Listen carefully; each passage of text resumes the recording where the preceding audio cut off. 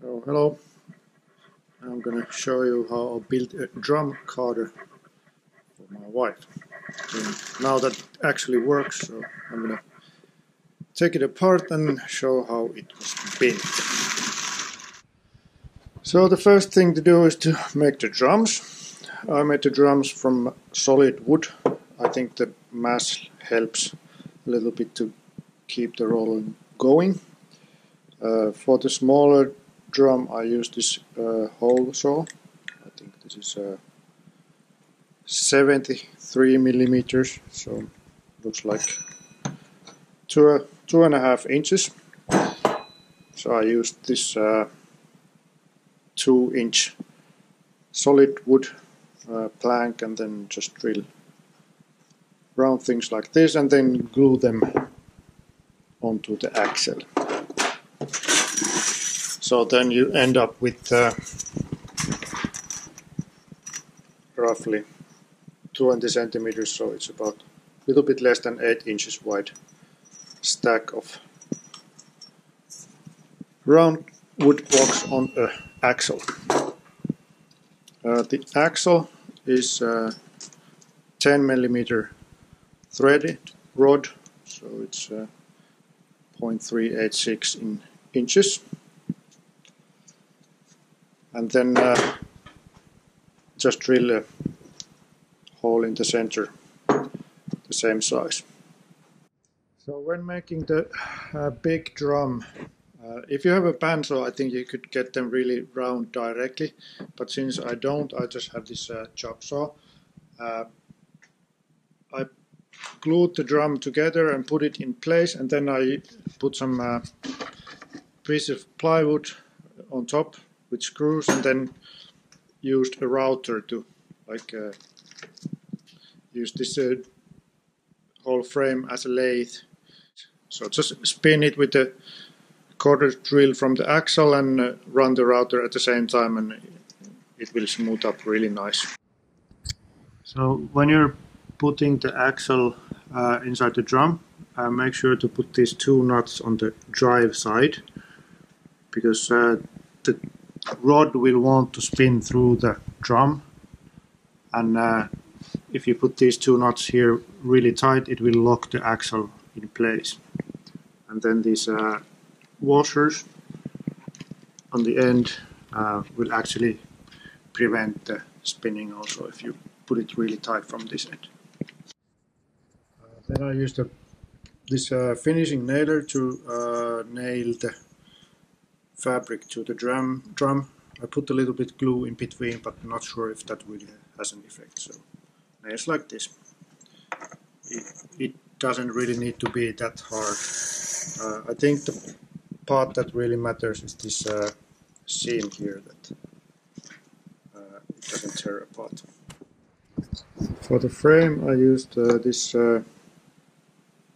1/2 inch, so it's a 12 millimeter plywood. I don't think you should do it from anything thinner than that, so it starts to get flexible quite soon. So this is the other half of the frame box. So this is the feeding tray, and this is just to stiffen it up at the bottom. I embedded these ball bearings into the side plates, so drill a 10 millimeter hole and then use the router to make the bearing fit. I'm not sure if you really need these ball bearings. I think you could just use some metal pipe or something that doesn't wear out as fast as the plywood would wear out. And the big drum is fixed in place, it doesn't move at all, and I made so that you can move this smaller drum closer and further. You don't actually need that much movement, because once it's in place you don't really need to move it at all. So this is way too big. So on the back side of this non-drive side frame, I added these little enforcements on behind the bearing, so I don't accidentally push the bearing through the plywood, but I don't think you really need this. This plate is here to allow the movement of the smaller drum. So you just loosen this nut and this piece of metal goes that way. Actually, I would have liked to have a hole in the plywood and a slot on this metal part, but I didn't have a milling machine to make it that way, so it is like it is. And this side is glued and screwed together, and I left the other side without glue so I can take it apart when needed. So this is how the drums fit together, and about the spacing, it's quite actually important to have the spacing between the drums correct. So if they are too tight, it will not like roll at all, and if they are too far, nothing will happen. So you want to have about 7 millimeters, so quarter of an inch space from the tip of the spike to the fabric on the other side.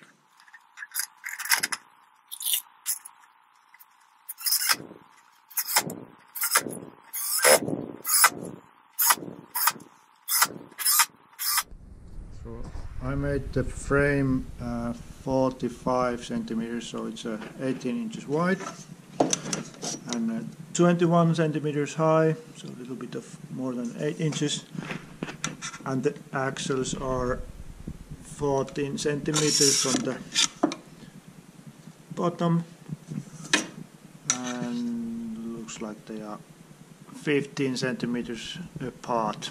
That of course depends on the size of your drums.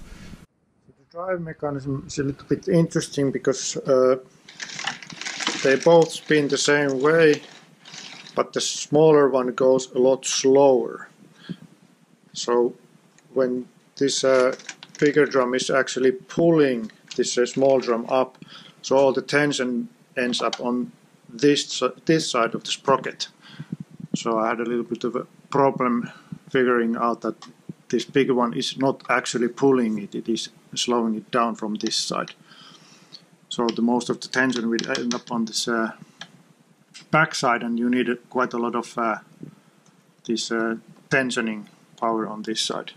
So these are 8 millimeter axles, so that's 0.321 inches.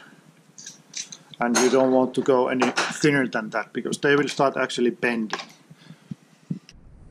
So I have here two types of tensioners. First one is this pulley, it's from the derailleur, and the other one is just like a ball bearing in between of two washers. And I think this is a better type because the chain fits between the washers and it keeps it much more tightly aligned sideways than this pulley that you can actually have the chain jump off. The drive, the small gear goes on the big drum, big gear goes on the small drum, and the idea is that the small drum goes really slow. So I have this 11 tooth sprocket on the big drum, and then I have a 40 on the small drum, and that's actually quite good. So the sprockets are attached to the axle just by pinching them between two square washers.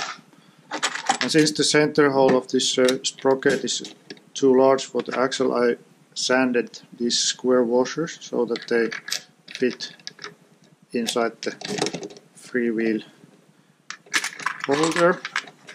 And since this is so wide, I added these round ones here just to take up the slack.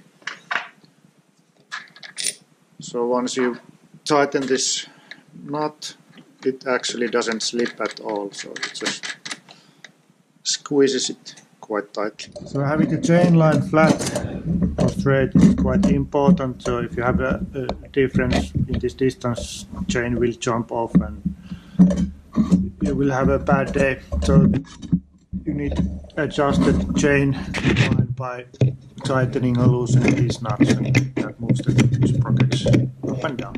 So So this is how the chain runs.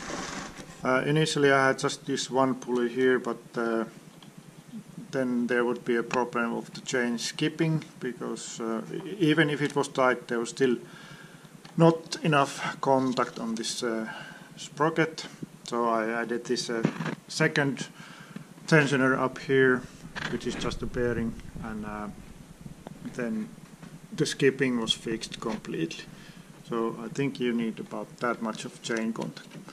And actually the tension is always on this side, because when you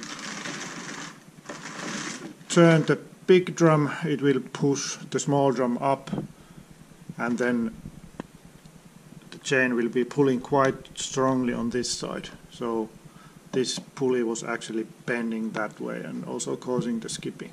So these need to be really sturdy. And for the handle I use this really old school square bracket crank, non-drive side, so some washers just pinched on the axle. And it slips if you crank really hard, but actually that means that you're doing something wrong with the wool if it's really that hard to turn. So it's good enough. Then as some final touches, I added this piece of aluminum angle on the front, so when you're feeding in the wool from the front, it doesn't stick to this edge of the plywood.